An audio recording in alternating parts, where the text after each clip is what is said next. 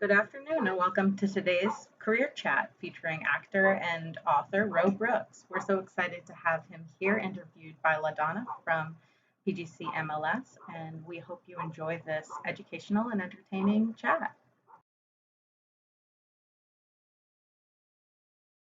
Welcome to another edition of Career Pathways. Guys, I am LaDonna M. Smith as always, and today I am sitting in the studio, in the area with the one and only, hold on, I'll tell you about that in a second. But before we start conversing about my special guest today, who, if I started listing everything, his detailed resume would take up the entire duration of our conversation. So I'm just going to cut and paste if that's okay with you, all right? Yeah, I'm cool. Yeah. All right, cool. Before we finish conversing today, though, let me just say this. Those of you who are contemplating becoming an actor, we're going to answer some questions for you. We're going to give you some advice. We're going to give you some tidbits. We're going to try to get you as right as possible, okay? So without further ado, ladies and gentlemen, please help me welcome someone who I would like to say my friend, my big brother, my encourager, my mentor, my motivator, Jerome Ro Brooks. Welcome, bro. What's up, bro? What's up, baby? How you doing? You just did your own standing ovation, right? Yeah, I had to add my own effect, yeah. Oh, I just want to say thank you. That was a great intro, by the way. Let me let you know. For those who don't know or have been living under a rock who, may just, I don't know, just be out of it. So let me just tell them a little bit about you, okay? So I'm going to tell them the professional stuff first, and then we'll get into the fun stuff. But for those who don't know, you're an actor, like I said, and your debut film was Robert Townsend's Meteor Man.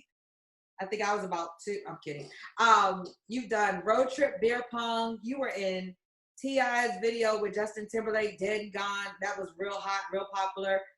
You've been on Criminal Minds, The Wire, The Corner, Homicide: Life on the Street, Transformers: Revenge of the Fallen. I'm trying to go slow but fast at the same time. The New Edition movie, Brooklyn Nine-Nine, The Haves and Have-Nots, Sons of Anarchy, excuse me. I practiced that one, Sons of Anarchy, et cetera, et cetera, et cetera. I told you we're from the hood, right? So Right. Since we mentioned hood, you brought it up. Before we get into the big screen, let's talk about the big city that you're from. The one and only, go for it. More. Baltimore. Baby. So how did you know that you even wanted to get into acting and to be a performer?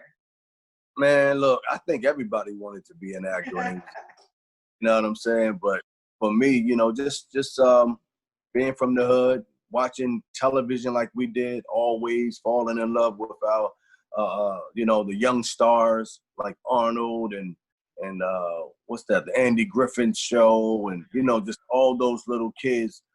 They amazed me, you know what I mean? Learning their lines, knowing what to say, and that's what really made me want to get involved. And I was, very young at the time, but it took me a while before I got the carriage and everything, and mustered up just like the confidence to jump into the game. Because we don't have any actors there, anybody to help, support you and tell you which way to go. So it was kind of hard to get in. You mentioned something about you had to get the courage. Were you a shy little boy growing up? Yeah. I'm still shy. Yeah, I'm still shy. What? Yeah. So I think Go ahead. It's a good balance. I'm still shy, but back then, I didn't know how to control it or how to use it. Mm-hmm. Now, older, I know how to use it and make it work for me. And at the same time, I don't lose a job or whatever because of it. So I know how to manage being shy, but yeah, I'm not like real outgoing, or I don't like speaking, in public forums and things like that. Really? So you have like a little light switch, you can turn it on and off? Yeah, I've learned.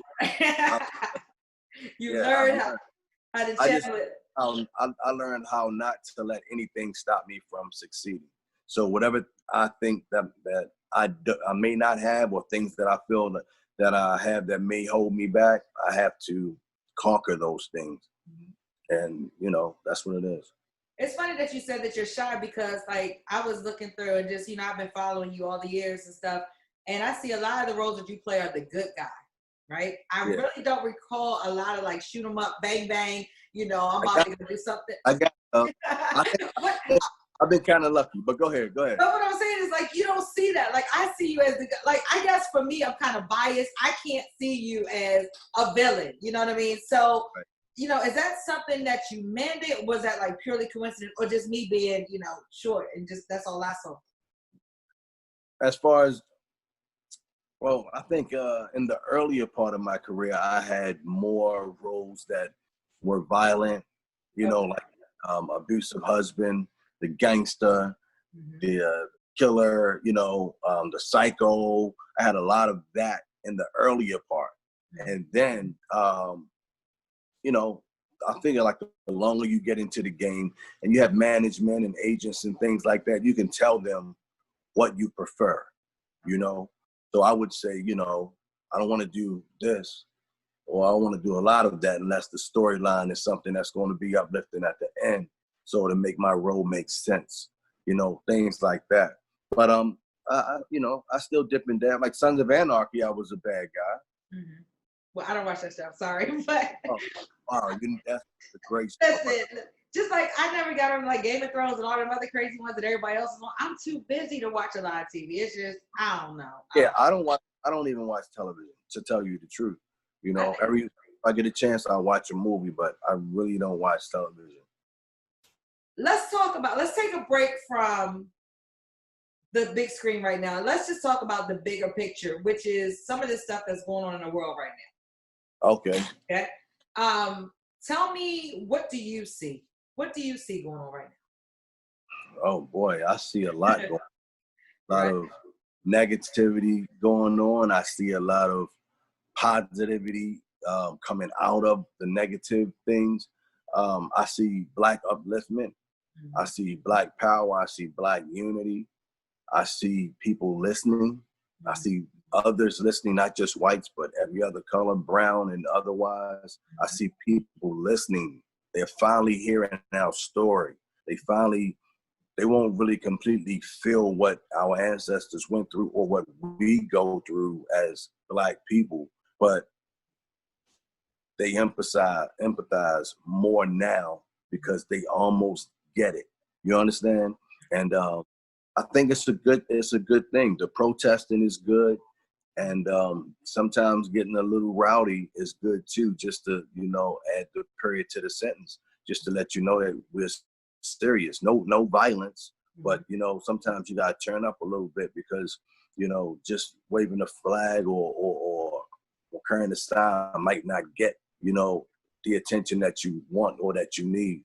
But right now, because of George Floyd and Breonna Taylor and several, we can go on and on, Freddie Gray, Trayvon Martin and so on and so forth, because of what they went through and a lot of the more recent ones, law enforcement are really listening. And now with, social media and cell phones, I know we had some instances where the cell phones, the footage from the cell phones were used and we still weren't victorious. But now, it's really turned up because it's not just local news or state news, it's world news. So everybody has a problem with feeling like they've been negated or disrespected or felt like their race wasn't equal to, the white race or whatever. They have a reason to step up and stand up and say, I felt that way before.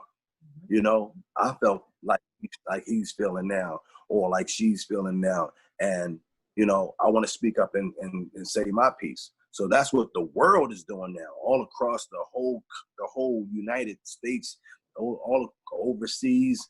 I mean, everybody is speaking their piece about how they was treated and, unfairly. And I think that's what's pushing the envelope. I'm going to kind of bam out for a minute. And I'm going to say it's kind of like now, no pun intended, but those who have freedom and those who have not freedom is now being a shift. So it's a true case of the haves and have-nots. Right? So to play on words. Yeah. See, I told you taught me well, right? So sure. I'm going to talk about the fact that you received the 2017 Humanitarian Award and the Right. 2015 Trailblazer Award. And it wasn't giving me air conditioning. So who did you get those for? Well, the Trailblazers Award, that was given to me in Atlanta.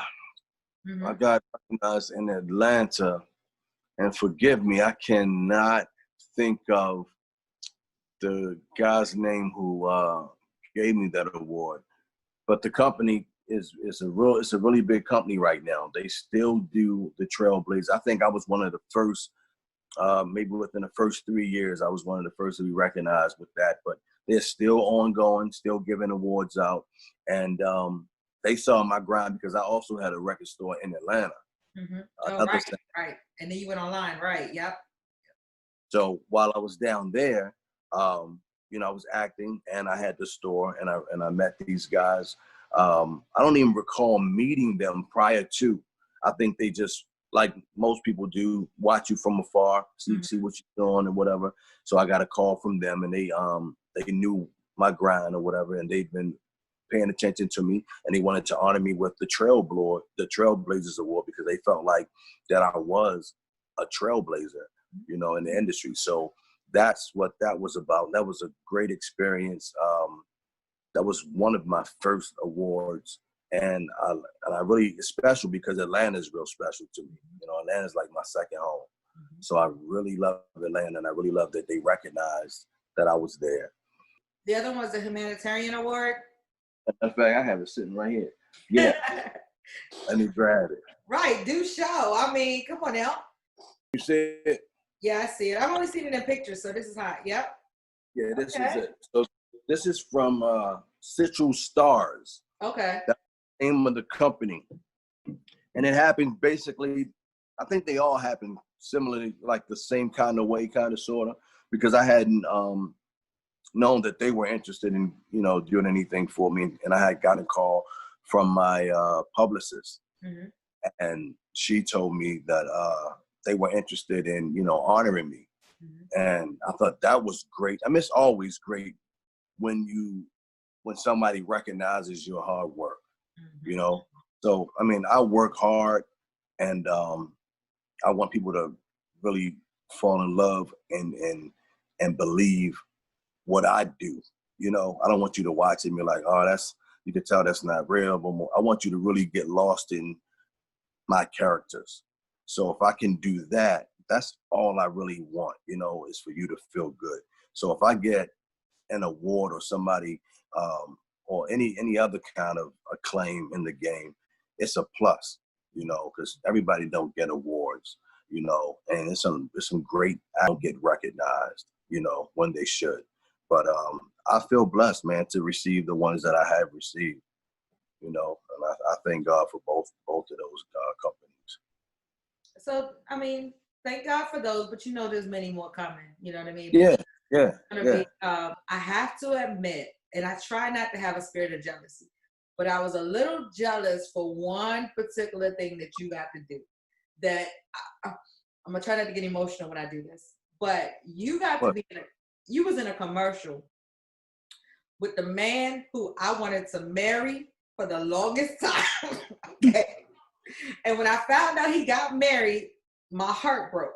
But Al Bundy? Did you say Al Bundy? No, but you got to work across my baby, Idris. I just wanted to let you know that I was a little envious. Yeah. So let's talk about one more thing before we get into acting, because we're going to take acting to some place that, we're going to go there. But let's talk about, now this is another word I had to practice. You're raising awareness for sarcoidosis. So why is it important for you to raise awareness of sarcoidosis? So I would say maybe like 3 years ago, I was supposed to play on a basketball team, a celebrity basketball team, right? And out here in LA.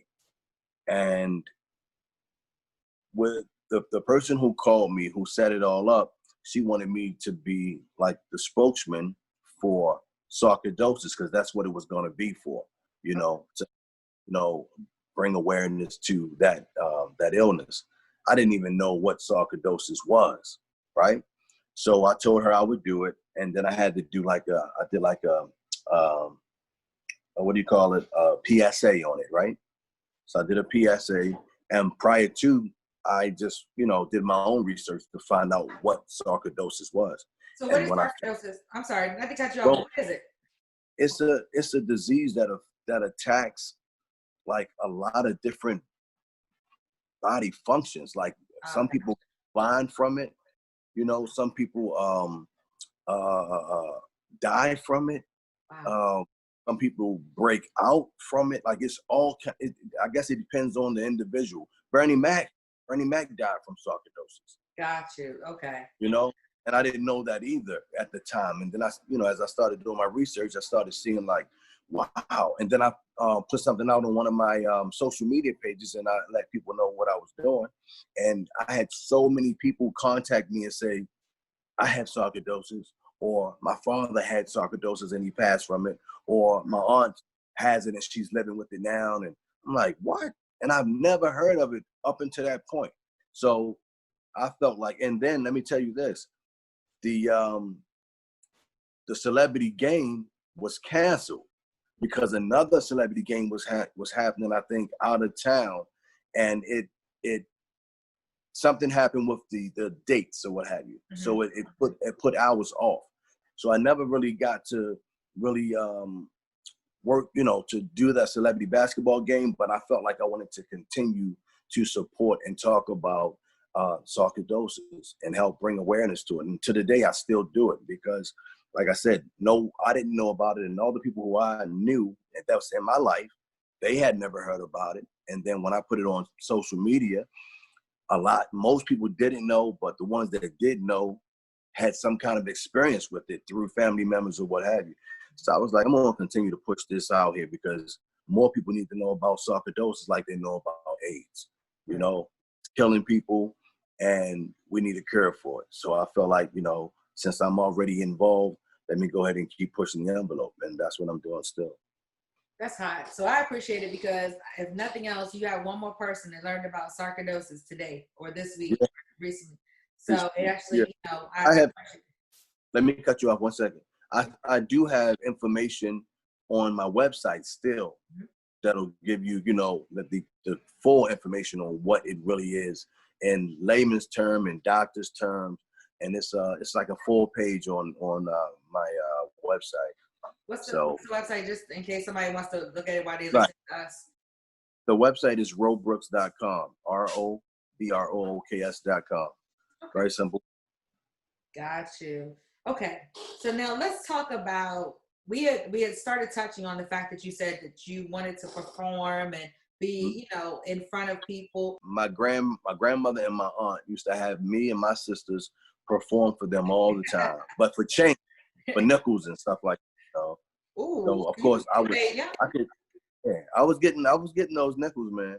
I was making them nickels. I couldn't wait to go and earn my nickel, No. Yeah. So let's talk about, let's try to transition with COVID and the limitation on mass gatherings. Has that impacted, your day-to-day work and operations and all that stuff right now? Personally, no. Okay, work, yeah. I'm a simple man. My life, I'm a homebody more so than anything. So if I'm not on set or anything, I spend most of my time at the house. Also run a company. So my office is at the house. So it's easier now that, we have this time off from set. I'm working at home, what have you. I go out and do my jogging or whatever, and I go to the market, maybe go to the gas station, things like that, and come right back to the crib. I don't spend any time outside. Me and my family, me and my wife, we both jog together in the morning. That's it. I'm basic. We keep it simple, and we keep who's ever in our house together. We don't really mingle with other people, especially because you don't know where anybody's been.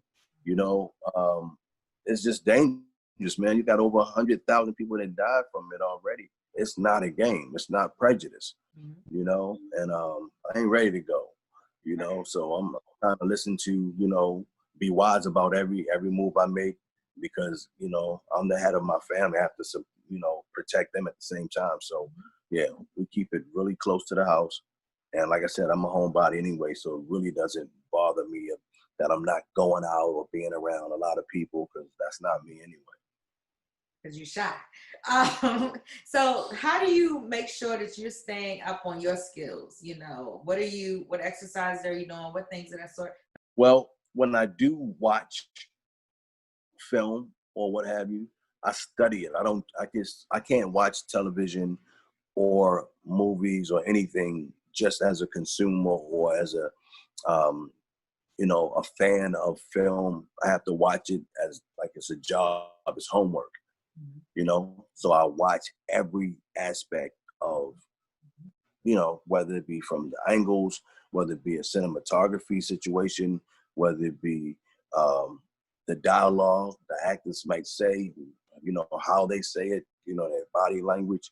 I look at everything. And this is what I do when I watch television or a movie. I have to break it down, and I'm learning, I'm teaching myself as I'm watching, because you're never going to know everything. I always want to be a student of the game. Okay, so you used to perform with your family, and we said that you were, on Robert Townsend's Meteor Man, right?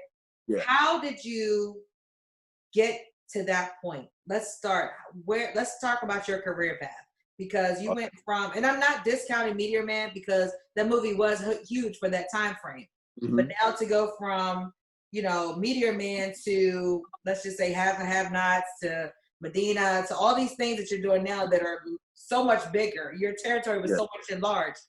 But you have to start somewhere. How did you get that start? How did you do it? Okay, well, with Meteor Man, that's funny. First of all, let me say this. Meteor Man, we did that in 93, I believe. It's also a superhero movie, and it's a Marvel superhero. Yep. Most of the world don't know it's a Marvel comic, So that was great. And I didn't know any of that back then. But to answer your question, it was on the radio, and they were talking about this film coming to Baltimore, and they were looking for, extras, background. And if you were interested, to send in a Polaroid picture. Back then, I'm telling you, right. So they said to send in a Polaroid, and they gave us the address to send it to. So when I heard that, I said, I'm going to go ahead and send in my picture, whatever, and my number on my picture, what have you. And I did so. And I said, I'm going to see if they call me. So I remember it like yesterday. So I got a phone call like maybe 2 days later, and they invited me to join the set. And man, it was my first time on a set. Bill Cosby was there. Oh, wow. Everybody was in this film. Luther Vandross, Naughty by Nature, Cypress Hill.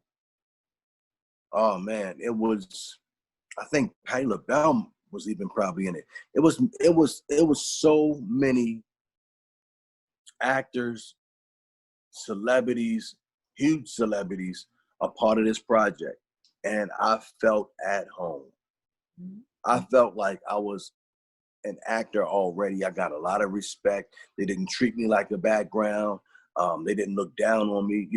When I stepped on that street and I saw the lights and I saw, the cameras and just, all the participants, the cast and the crew, and I'm just looking around like in awe, like I'm in another state or country, just looking around like a visitor. That's how I was. And people even came to me and welcomed me to the set. Robert Townsend, and I got to see him out here years later to thank him for that, So that was really awesome, running into him and being able to thank him for giving me my first opportunity. But that I'll never forget about Meteor Man. That's what really opened everything up for me. That day I knew I wanted to be an actor for the rest of my life. So, okay, and I'm not discounting, but I just want to take us through the journey. Okay, you did Meteor Man. You knew that's what you wanted to do. Then what? What happens next? So, now I have the acting bug. Right, okay. Now I want to do it all the time. So now I'm getting into my research mode. Okay. You know, trying to find out where's the next film. Mm-hmm. How can I get involved? Mm-hmm. You know, I normally need like a manager or something like, you know, whatever. So I started just doing my own research, and I started finding other local projects that was happening in my city. And then I would start auditioning for those, and I would book. And I would, you know, I got a lot of leading roles in a lot of independent films early in my life. Back to back to back to back, independent lead role in independent films. And, you know, I just started continuing to build on that. Like you said, I did Homicide. Mm-hmm. I did, what else in Baltimore? The Corner in The Baltimore. Wire. I did Wire in Baltimore. So as the more I found out, the more I investigated, the more I wanted to know. So once I finished I wasn't even finished with The Wire. I had I had a record store, and then I had a record label too at the time. Yep. So yeah, so we had a record label, and we had an artist out. And so everything was going really well. But while I'm acting, I get a phone call to do this music video. This is from 93. Now we moving all the way up to like 01. Mm-hmm. So I get a job to do a music video in LA with an R&B artist. Her name is Selena Johnson. I remember that. Right. That. Yes. So I was cast for that. So I had to fly to LA, and this was in March of 01. So I came out, it was like a 3-day shoot. And on my way from the airport, I had my cab. I caught a cab to my hotel. So I caught a cab, and I told the cab driver to take me past Hollywood, the Hollywood sign, right? So he did. First time in LA. Rolled past, got to see that. I said, I ain't never going back. Never going back. After I finished those 3 days, I came back home, and I still had the store, Sounds in the Hood, Emerson Avenue. And I put my management in charge, and I moved to California in June, the following month. I know that you said you did a lot of research and things, right? Yeah. I'm going to assume that when you were researching, especially during that time frame, there weren't a lot of books or magazines or information out because, you know, sometimes when people get in positions, they want to kind of keep it tight-lipped so nobody else will displace them. So I found out that a certain person named Ro Brooks took his knowledge and his expertise and his research and put out a book. Yeah. And the book is called? You tell me. Oh, Today's Leading Man, How to Go from an Extra to the Leading Man. Bam. Keep playing with me. I got you. Look, I got it. I got the concept. I just didn't get the book yet, but it's coming. So you're so fresh. Go from extra to act. So in the book, right? I know more times than not when somebody's waiting for their next role, they have to do preparation, find roles, secure roles, get an agent. In the book, do you tell people like your step by step, or do you keep it real basic and general and say, okay, I'm gonna give you this outline, and you go figure it out? No, I don't say go figure it out. What I basically did was, it's an outline, and it's what worked for me at the same time. What works for me not necessarily will work for you, but what's all inclusive in what worked for me, you'll be able to take a lot of that to custom make what will work for you. So I'm giving you the whole layout on what, for one, it's not one way to make it in this game. You have to think outside the box completely. There's no book that says this is the only way that you can become an actor. No.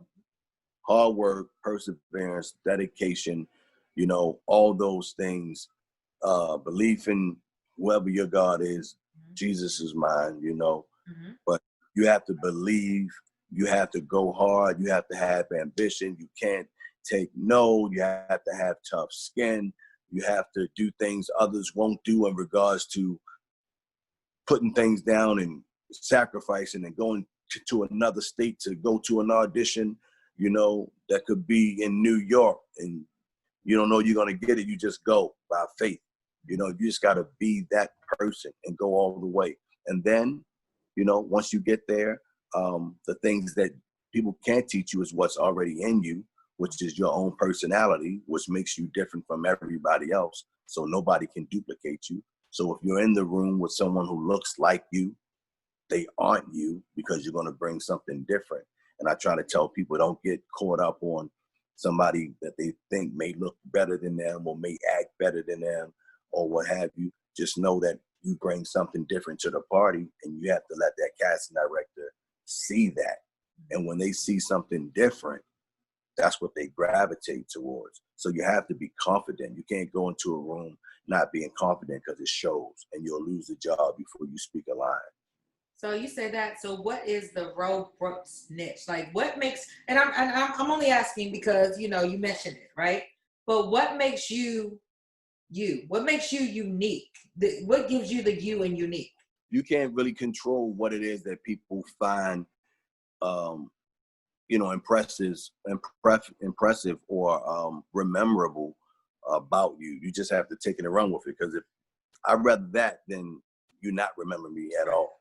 Yeah. But to your question, I don't know. I just believe coming from Baltimore, we bring something different to the table. And studying too. And I feel like when you study and you know what you're going into the audition room for, you're more confident. And I try to make sure I walk into a room confident, and including bringing whatever Baltimore gave me, because people seem to know it got something different. You know, it's like, but it's that Baltimore, you know. But I just think a confident man with a little bit of swag and knows his work, you know, because they don't just look at you as, I want to put him in this movie for this role, da da da da da. It's more than that. It's marketing, because they want you to tune in and want to keep tuning in to see the people that they hired. So they don't just hire anybody for one day. They hire you because they want people to get caught up into you or your character, your looks, whether it be your body, your face, your voice. Is something that they feel like is going to translate further than just the dialogue off the page. The marketability, you know? Basically. Most people probably already have an idea, but they see it come to fruition, they're like, you see it. Yep, that's him. That's him. And an idea is most of the time all they have. So they really never know what they want until you let them see is you who they want.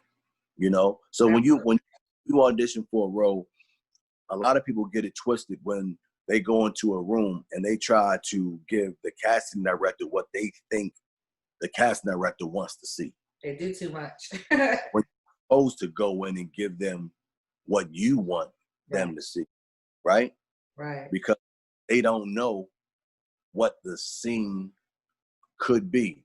Even a director or writer could be in the room, and you could come in and give your scene a total different way, and the writer be like, "Dang, I ain't never see it or hear it like that. I wouldn't even picture that it could play like that, but it works." You know, so that's where you have to go with it.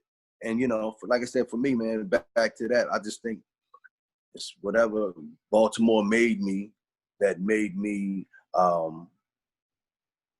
you know, interesting to some level, I guess. I don't know.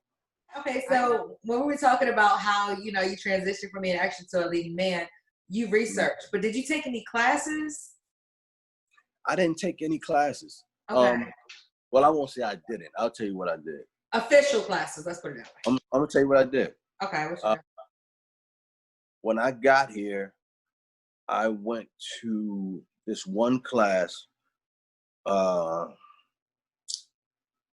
Hollywood and La Brea. In California? Yeah. Okay, California, okay. Yep. And my teacher name was Ivan Makota, right? So before he was my teacher, I had a matter of fact, when I moved out here, I opened a casting company, right? We Shine Casting I had out here. So, you know, I always got to open some kind of I was business. gonna say you are entrepreneur. You You know, already know it. can I get some? Can I get some? Yeah. So I go to this class, and I'm not a student in the class. I'm going to audit, right? Mhm. So when me and one of my homeboys, we go and audit this class. And auditing the class is just when you go, when you sit in without having to pay, and you get to see the class work, and then you get to decide on whether or not you want to come back or join the class. Mhm. So it's a free class, basically, right? Mhm. So I go do that. First day I'm there, Ivan Marcona, the teacher of the class, he's talking about what it takes to be successful. He says you have to have it. You can't put your finger on it. You'll know when you have it, or they'll know when you have it, because it's not one particular thing. It's it, right? Mhm. He comes straight to me and says, you have it. Wow. He comes to the guy that came with me and said, you have it. Wow. Then he came back to me and said, you're going to make it, but it's going to be very hard for you. It's going to be extremely hard. So I said, first, I'm excited that he came to me, right? Then I'm even more excited because he said I was going to make it. So he prophesied over my life. I was gonna say, yeah. And then he said, it's going to be very hard. Wow. So this is a white guy. He Mhm. says, you're a good looking guy, which means you're a leading man. Mhm. They will not put you next to Denzel. So that means you're going to have to wait. Mm. This is what he told me. Any leading man or leading woman, they are either beautiful Mhm. or not so beautiful. Mhm. You know? So you can go from either way of the spectrum, and you can get a leading type from either end of the spectrum. Mhm. So if you are nice looking, then you won't be co-starred with or work closely to the lead, because you could take some of the attention from him. This was back in 2001. This is what he said. And same thing happens for, you know, the other side of the spectrum. Mhm. They don't want you to take anything from the lead. So Yes, sir. with that, I did stay in the class, and his classes were Tuesdays and Thursdays, right? Uh-huh. So I took his class for maybe 2 months or under 2 months. So it was like 2 days. It wasn't 2 months, maybe like a month, Month and a half. month and a half, something like that. Yeah, maybe like 6 classes. Okay. Because what I felt like I needed to learn how to audition. I knew how to act. Just coming from Baltimore, I felt like I knew how to stop a dude from robbing me, taking my Right. stuff. I knew how to, you know, like, you got to know how to act living in Baltimore. Yes, You know? sir. So I just felt like now I need to learn the professional side and the technique of acting, of audition. So that's why I went. Once I felt like I figured it out, then I didn't go back. Got you. So I heard from a little birdie that the student has become the teacher. And so you're doing acting classes. Is that not true?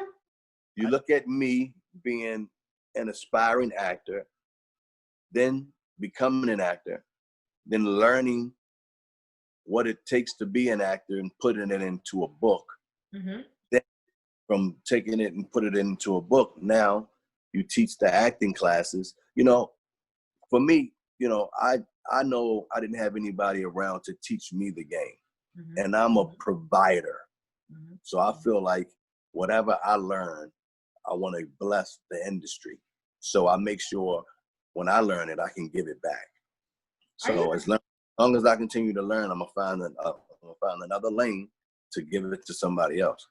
I like to speak about stuff like this because I really do care about the arts. I really care about all the actors that are interested in being a part of this industry, and I want to help in any way possible. So yeah, very dear to me. Really?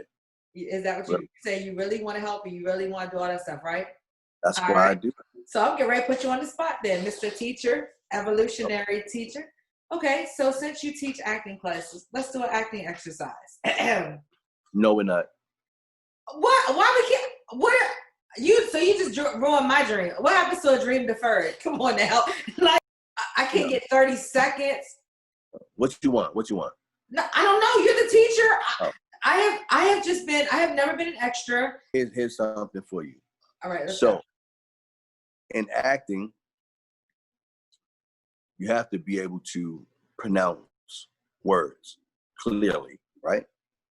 So we have a game that we will play where you have to repeat a particular word a certain amount of times and then continue to learn that because it helps form your mouth and, helps you be, better at pronunciating these words. So hey. I need you to you heard me stuttering earlier over words. Give you an easy one. All right, go ahead. Okay. Say unique. Unique. New York. New York. Now I want you to say those two things 10 times as fast as you can.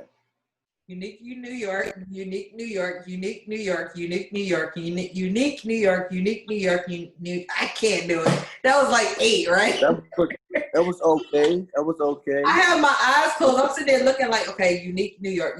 Okay, now for the rest of the night, I'm gonna be saying unique New York. Okay, right. But right. that's an exercise that we do to help get you comfortable and then to help get you used to, because you don't really know what the dialogue is going to be on your sides, and sides are like pages from the script. So those are what you read at an audition.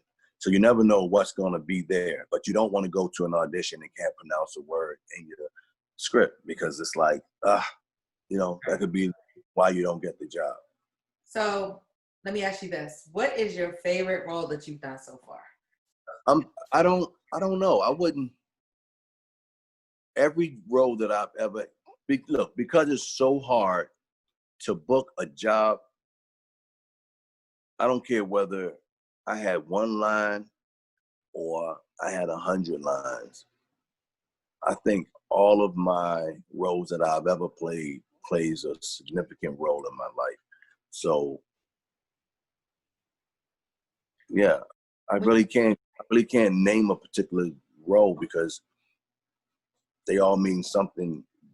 I don't know. They all recognize an accomplishment for me, So I don't want to downgrade anything because I know when I first started, I couldn't wait to get a line. I couldn't wait. I was like, I can't wait to say one word. All they gotta let me say is one word. Like I can't wait. I'm tired of doing because I did background work to learn the business, not the background actor, but to soak up the knowledge. So once I soaked it up, I'm ready, So now I want those lines. And when I finally got one, it was like, so that's why I said you can't take away from it. It was like, oh, thank you, Jesus. Like I got a line, finally. You don't know how hard it's a line. So I can't say this job where I have 100 lines is better than that one liner because it took that one liner to get me to that 100 lines. So before I let you go, you were saying that it was hard. Are you saying that it was hard touching back to the fact about the casting or just, being able to even have the opportunity to audition? You said a second ago, all of that? All of it. Okay. Just this industry is hard. You would think it's a lot easier now because there are a lot of platforms out there, a lot of streaming platforms, that we didn't have back in the 90s and the early 2000s. But I still feel like it's still kind of equally hard. I mean, it's a lot to do. Like I said, everybody don't have the focus and grind, and you have to have that. And then you get 100 no's before you get a yes. And I'm not trying to, deter anybody or make them feel like, well, I might as well give up, because giving up will never work or get you anywhere.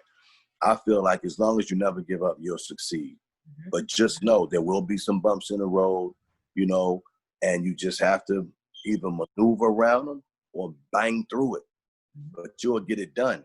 You just can't give up, and it's going to feel, right, like all of the early part of my life, all of that hustling and grinding and everything, that was the fun time, because it's like, even though it hurt and you cried sometimes and you got scars and wounds, you get to see your battle. You get to see all you worked for at the level you're at now. And then you look back at all those years and say it was worth it. You were in your process before your possession, That's right. And so you have to go through those stages. And here's the other part to it. If it was just handed to you, it wouldn't be as significant, but it wouldn't be as significant as you having to work for it. It wouldn't be as valued. That's the word. It wouldn't be as valuable, because it's like, oh, I can get it again, opposed to, no, man, I put my blood, my sweat, my tears, I grinded, I focused out for this. I did what I had to do. So, and the sacrificing, like leaving home, coming all the way out here, not knowing a soul. Yeah. Wherever you move to, just following your dream, it's a huge sacrifice, dropping everything, and you have to make that decision and be cool with it at the end of the day. Right. It's so many that come out here and go back home. So many, because they think it's supposed to happen overnight. Legally or technically, the word is to become an overnight success as an actor, it takes 10 years. Oh, wow. That's overnight. Oh, wow. Some people think it takes 6 months. Wow. But 10 years is the time frame that they give overnight success. So, you know what I'm saying? If you ain't got 10 years to invest in it, then don't mess with it. What else do you have coming up? I know we're going to talk about the book again in a second, because I want everybody to be able to see your cliff notes, your guide to even being able to, just some of your blood, sweat, and tears, your hard work, your, I keep going back to the focus and humility, because that's what I always know. So it's like Robrook synonymous with humility. Robrook synonymous with focus. Robrook synonymous with keeping a foot on my head. Well, I don't want to say it like that. Let me say putting a fire. I had to fix that real quick, but putting a fire behind me, because like every time, even times when I thought that I was, on my grind, I would get that text or that email from you like, man, come on, man, what you doing? Blah, blah, blah, blah. And I'm like, oh, all right. You know what I'm saying? Hey, there's always somebody working hard, next, somebody that you don't even know on another side of the world. Yeah. They're working harder than you. Every time you sleep and somebody else is up, and I just believe, that you have to work hard. You have to go hard for what you want. You can't let up, because it could just be one spot available. Right. Right. And I've always been, I think always been a pretty humble guy. I think me being an actor, I don't look at it like most of the world. I look at it, it's a job like anybody else's 9 to 5. I go do it. I come home, and that's that. A lot of times I honestly forget about some of the projects that I do unless somebody comes up and say something to me, because I don't focus on being recognized like, you did this. I don't live for that part. Right. I'm just glad I'm able to do what I want to do, because I love acting, but I don't want people to think that's who I am. That's what I. But when you ever found or have you ever met somebody, you don't have to say who they are, but you'll be like, this is not the business for you. Like, you just go work somewhere else. This is not for you. Have I ever met somebody who wanted to act and I felt like this wasn't the business for them? Yeah. Maybe they couldn't handle it because of, the emotional part of it, or maybe it was they thought that I don't want to say thought that they were better than they were, but sometimes people are too confident and cocky, Yeah. Well, I've never felt that way about anybody that I've met, but time will tell. Like I've never seen that, but what I did see was some of those guys leave and just go back home. You know, I've never felt like they won't make it. They're not going to last. They're not going. I never felt like that. But the longer time went past, you know, you start seeing people falling off and feeling like this is too hard, and they don't have to say it, but you just know that they're not here anymore. They're not in LA anymore. So yeah. So I got you. All right. Yeah. So tell us again. Let us see the book again. I know it's right there. How to go from extra to actor: The Aspiring Actor's Guide to Stardom by none other than Ro. What you about to say? Something? I messed your name up. No, do you? Oh, I was about to say by Ro Brooks. Go ahead. So, in case there's somebody who watches this and wants to, you know, possibly take the classes or, you know, get more information about the classes, how can they reach you to, you know, I don't want to like 5 million people to be like emailing you like, Ro, show me how to do this, get me on, you know. Oh, let me ask you that. Do you ever get somebody that's like, hey, can you put me on? Like, hook me up with such and such. Can you get that? Before that, I wanted to finish answering your question.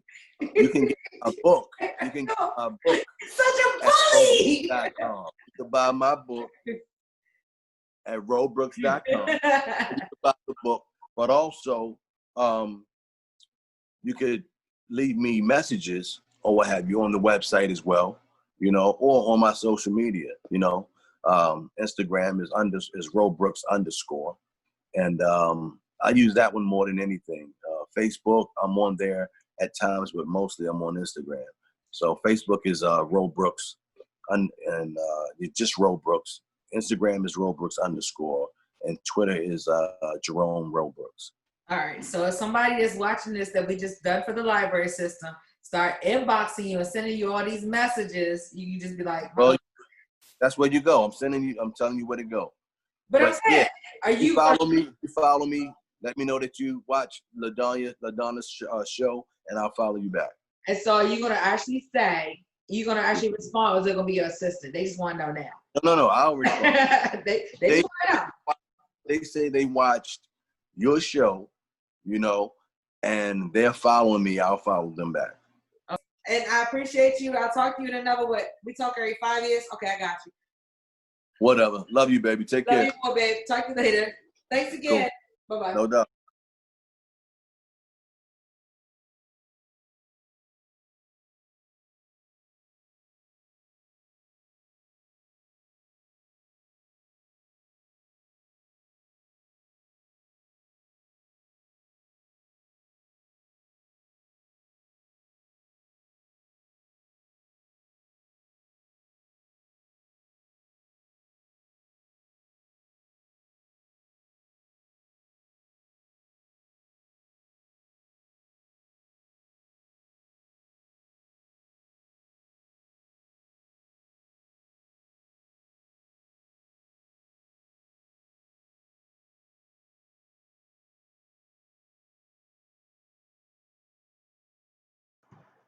Thank you all so much again for attending today. Thank you so much to Ro and LaDonna Brooks for this awesome chat. We hope you learned a lot, and you can also visit robrooks.com to learn more. Thank you and have a great day.